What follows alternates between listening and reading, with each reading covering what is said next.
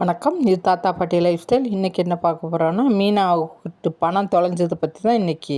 அதை எப்படி எடுக்கிறாங்கன்றதான். அது என்ன பண்ணுறாங்கன்னா, எப்படி இந்த பார்வதிங்கிறவங்கள்ட்ட போய் இந்த முத்து ஒரு ஒப்பாரி வைக்கிறாப்புல. மீனாவுக்கு அடிபட்டுருச்சு, காசு தொலைஞ்சு போச்சு, அவங்க தங்கச்சிக்கிட்ட வாங்கி கொடுத்தா அப்படின்னு சொல்லி அழுகிறாப்புல.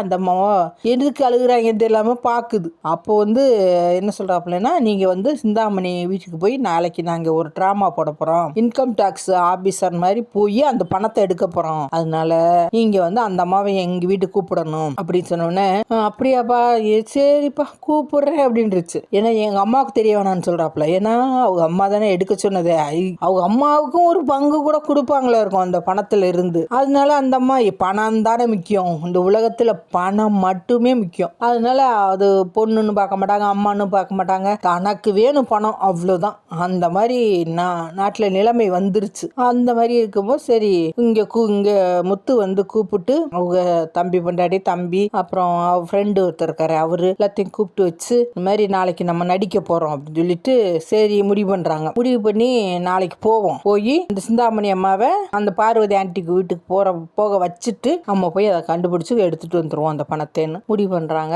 இதுக்கடையில மீனா பூ கொடுக்குற வண்டியில போகும்போது ஒரு ஆட்டோக்காரர் மறிச்சு கூப்பிடுறாரு, நிறுத்துமா, இங்க ஒருத்தங்க ஹாஸ்பிட்டல் போறதுக்காக என் வண்டியில வந்தாங்க, அது இங்க என் வண்டி ரிப்பேரா போச்சு, யாரும் நிறுத்த மாட்டேங்கிறாங்க ஆட்டோலாம், நீ ஏற்றிட்டு போய் அந்த விட்டுருமா ஹாஸ்பிட்டல்ல. சரி ஏற வந்தா அது யாருன்னு கேட்டா அந்த போலீஸ்காரருடைய அம்மா அருண் இருக்காப்ல அவங்க அம்மா. அவங்க சரி கூட்டிட்டு இங்க நிறுத்தும் போது வாசல்லையே அந்த பொண்ணு நிக்குது, அவங்க தங்கச்சி. என்னடி வாசல்லையே நிக்கிற அப்படின்னு கேட்கிறாப்புல மீனா. இல்ல அது அப்படின்னு சொல்லி சிரிச்சிட்டு மலிப்பிடுச்சு. அப்புறம் அவங்க உள்ள போயிடுறாங்க.